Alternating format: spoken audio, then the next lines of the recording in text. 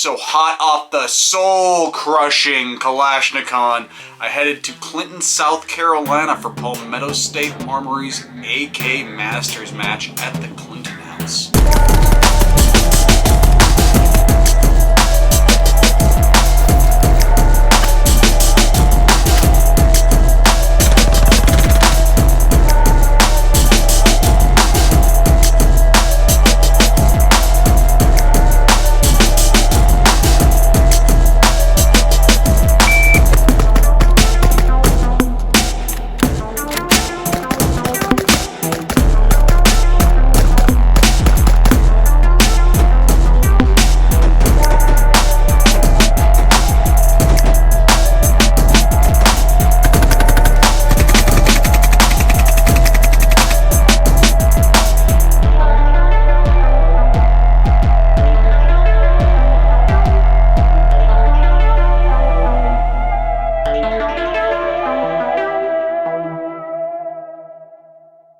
Good evening, my boils and ghouls.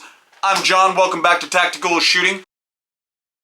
So hot off the soul-crushing Kalashnikon, I headed to Clinton, South Carolina to compete at Palmetto State Armory's AK Masters match at the Clinton House.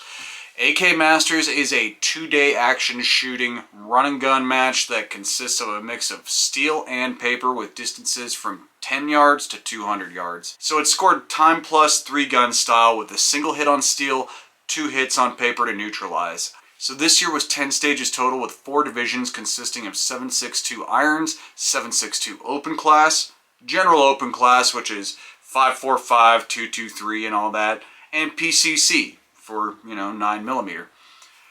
The round count is about 300 rounds. Camping is available on the property. Birds outside my window are going nuts, man.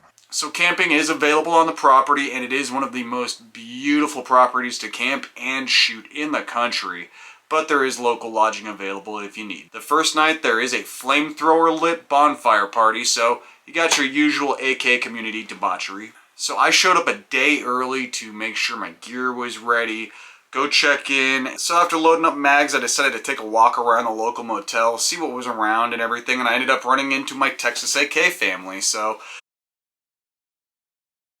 we got our hugs on and I said hi, and I followed Jim and Yvonne over to the Clinton House and take a look at the property and whatnot. And we were provided a program that has all the stages in there. So there were some changes from the program, so decided to take a look at the changes and, say hi and everything, and yeah, that was it. Hot off of Kalashnikon, that's a very difficult match. This one, just straight fun. Not a lot of thinking, it's a hose fest. So, if you're looking to come down and do like 10 stages of just burning it down, AK Masters is the event for you. Okay, so I have some notes here so I don't mess this up this time.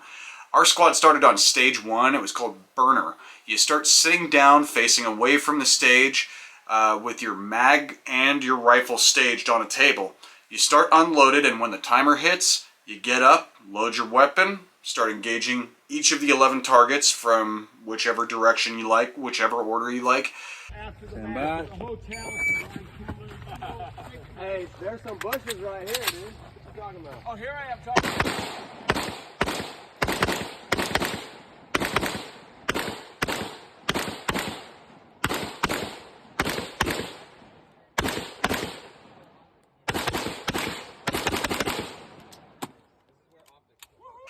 I did really well on that stage. I got 22 out of 175.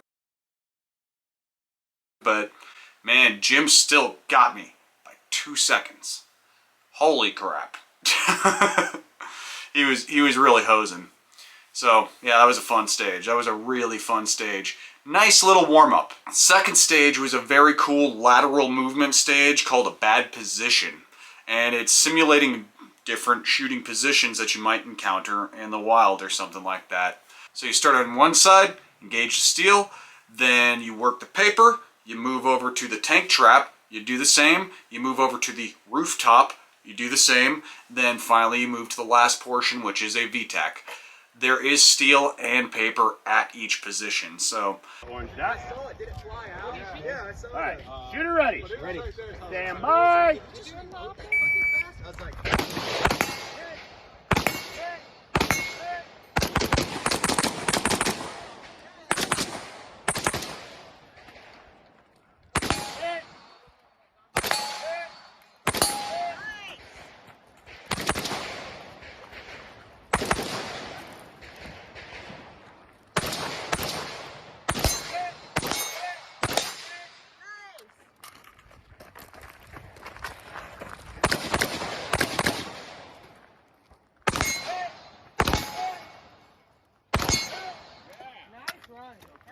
you know, the stages are not the same every year, but you know, these are the type of things you're going to see. So next up was a course called Around the Horn. It was an 18 target U-shaped sort of thing, and you start the meep, you engage your steel, then you just start working your paper. You know, you have a nice little U-shaped thing that you got to go through, and that's what you do. it's two anywhere. Shooters ready. Stand by.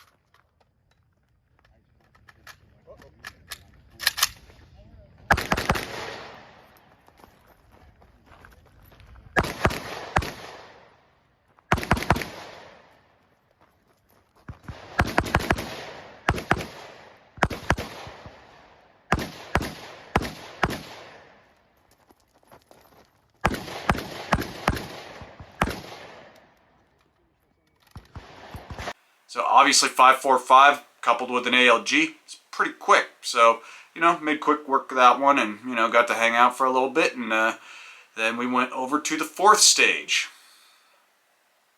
So, our fourth stage is where we start getting into the meat of the story here. So the fourth stage of the day started with 5 static steels. So you got to engage those from a shooting box that runs the length of the stage. I chose to stay stationary and just hit everything from one area and then just move forward and engage.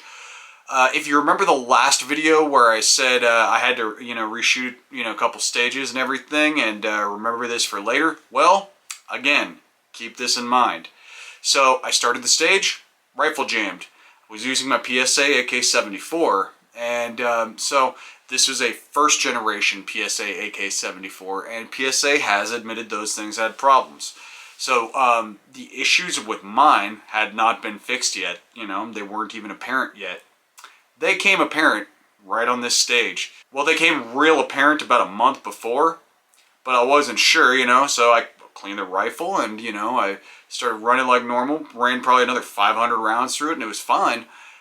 We did actually get it over the 2,000 mark, as I was saying, but didn't really have time to film it because had to head out for all these matches. What was going on is bullet was getting jammed, pulled the casing out, bullet head was getting stuck in the chamber. So, you know, we had to remove that and move on. But I had to go back in for a warranty repair immediately, and I went and grabbed my backup rifle, which was the Galil Ace, and you can immediately see on the stage that the Ace was not running great.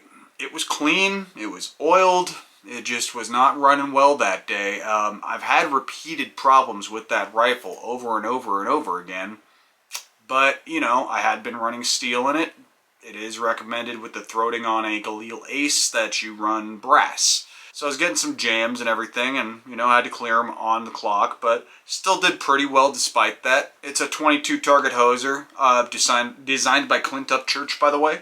So that was pretty fun. I mean, yeah, they'll be on there probably tonight.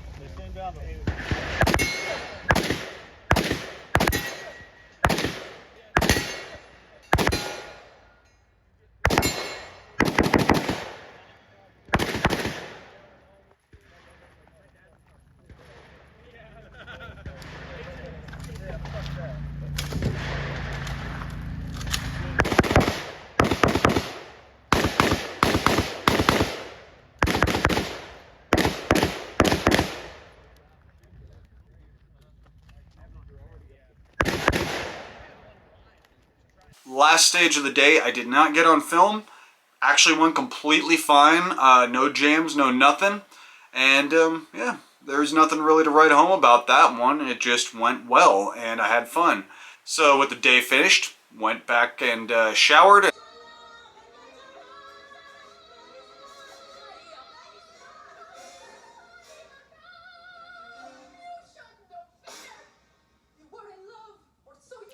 Yo, like, they made West Side Story really bad. And came back to the property for some of that debauchery I was talking about. I was still able to get up bright and early the next morning, get some coffee in me, and headed down, ready to go. First stage of the day, we had it pretty well planned out. You know, we had our game plan down. You know, it's a 19-hit jog with some steel at the end, and there was a moving steel. So, you know, we really planned out our movements and everything, and I had to use my backup gun, the Ace. So keep in mind, I'd already done a reshoot with this gun the day before. So, you start the stage sitting on a golf cart. So I sat down, started the stage, the buzzer meeped, took off running. Was actually doing pretty well off the bat. I got 15 rounds into it, rifle jammed. Real bad this time. So I had to stop. So when you're on a stage, it's not your job to clear it. You know, you just drop the thing and just say, hey, you know, got a jam, live round in there. And, you know, they take a look at it. They weren't able to remove the round on the spot. So we just had to, you know, clear stage, walk over to the side, start working on the rifle. By the time we got the round out, which was probably about 30 minutes later, something like that, you know, our whole squad was finished. And I had Jack and Jeremy both offer me up rifles so I can complete the day. So keep in mind, like I said, my reshoots from the prior day, very important. My reshoots from Kalashnikon, very important. I've had this issue with my Ace before, so, you know, I knew it wasn't safe to run, so I took the offer. Yeah, man, I'll run your Baril. You know, and Jeremy was offering me one of his IWIs. So here's where we get down to the bone of the story. So I should hope my viewers watch Clayco 47, and if you found me independently of my mans, thank you so much for finding me, but you need to go watch Clayco 47. Aside from the quality of his content, he has a very relevant video here. So you should go watch Clay's AK Masters video. I had the same issue on the same stage with the same RO. So mind you, I had reshot a stage the day before. This RO decided to Clayco my ass, wouldn't let me reshoot it. So I am done for the weekend, 15 rounds into my first stage on the second day. So there was no squad incoming. You know, there was nobody waiting to shoot or anything like it does happen on some stages. Wasn't the case this day. It was the second day, so there's only about half the people on each squad. There was only 6 people on our squad too, so it was like, come on, guy, what is your problem, you know? So, you know, refer back to my gatekeeping video. Clay is a gentleman. I am less so. Fuck that RO. For real. You know, it ain't cheap to get there. These days, 300 rounds ain't cheap to shoot. You know, it's not like a lot of us don't come from around the country to do this match. And, you know, it's not for a plain and $50,000. The grand prize was a tracksuit and $250. Yeah. So, you know, it's not that, like, it was a problem for me to be, like, reshooting a stage or anything like that. I'd done that the day before. Dude was just being an old FUD piece of shit. So, whatever. You know, if he's going to be a bad sport, that's fine. I'm not going to be a bad sport, so I went to go find my squad, help paste. And by the time I was all done with the, you know, the USPSA drama queen, and, oh, by the way, I'd actually, you know, since I'd had issues with the rifle and with my tools and time, I just don't have time to deal with reaming out a chrome-lined barrel, so I ended up actually trading the rifle to Ben at PSA. Adios, you piece of fucking garbage. So I just told him, get me an OG Galil or something in 5.45, whatever. When you get back home, you let me know, you know. So I handed him off the rifle, got all done with that. found my squad over on a stage, helped paste up, and the last stage of the day for my squad was all steel, so I went over to go hang out with the JMac guys and play with cool stuff.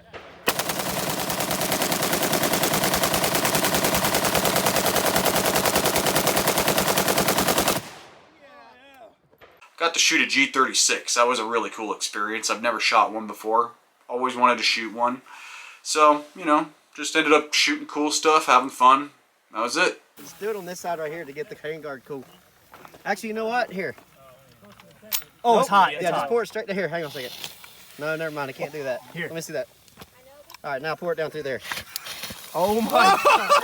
It's like a steam engine now. Oh, she's spinning. You fucking steampunk AK. Damn!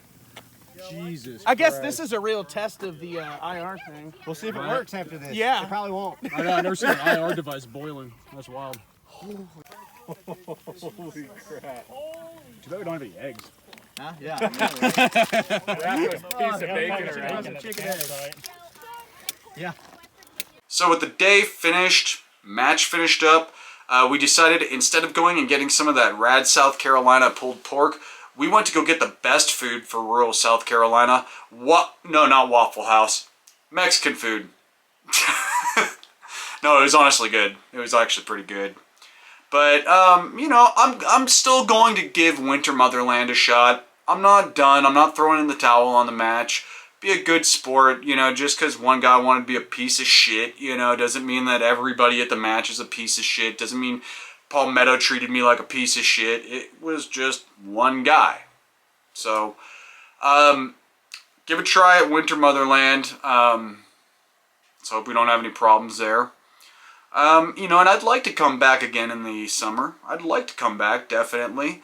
Well, after the crazy expenses of this match and, you know, the war driving prices up on everything except ammo for some reason. Thank you, whatever oligarchs are still bringing us in ammo. Jesus Christ, for real. But I hope to come back out for summer again if we can. Guys, thank you for joining me on this little spring Kalashing journey. It was nice traveling around, doing some matches again this year. Definitely going to be doing more of that. We got a whole October, got a lot planned for the summer here outside of matches. Going to be taking the whole summer off of big matches. But, you know, I do have some stuff in store despite taking some time off of that stuff. And, you know, god damn, October is going to be a monster. We got Thunder on the Tundra, Kalash Bash, Red October, and, you know, of course, I'm not going to skip out on a Texas Kalashnikov that month because of all that going on. But, yeah, man, it's going to be, you know, 4 straight weeks of shooting really fun matches. So, yeah, October's going to be cool, man. October's going to be really cool. So, folks, thank you so much for joining me. That is all I got for you today. I really appreciate you joining me on this journey. And if you like the content, please like, share, and subscribe. Tell your mama, tell your daddy, let them share it with their old friends because you can see these gray hairs coming in. They're in my age group. They're in the fucking RO that DQ'd us.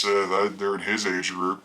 You know it helps us out. You know it helps me out. So, you know, if you want to see this channel get anywhere with subscribers, I don't advertise. I don't take on advertisers. I do everything organically. I want you here because you want to be here, and I appreciate you. So, y'all stay safe. Have fun. Do stupid.